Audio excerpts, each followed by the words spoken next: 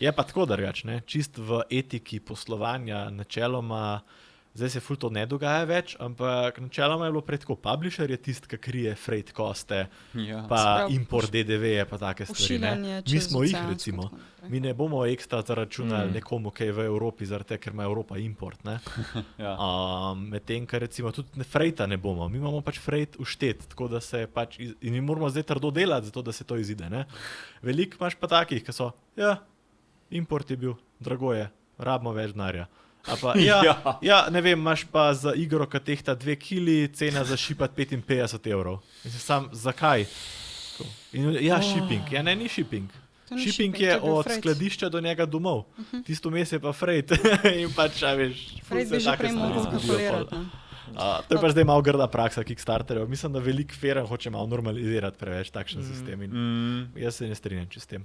Vi niste pobirali dodatnega denarja, ko se je zvišala? Pri nam je že vštet noter. Pač mi smo mogli matematiko izvesti, kako pač dati splošno ceno, ki bo po celem svetu veljala, zato da mi ne delamo minusa v Evropi ali pa ne delamo plusa v Ameriki. Ker med korono je bil taki problem, da večinoma board gameov, ki se takrat pošiljalo, so pač zahtevali bolj ali manj denar. In dodatnih zapošninje. Kako ste to uspeli skalkulirati? Trial and error. Težko. Težko. Par Excel file.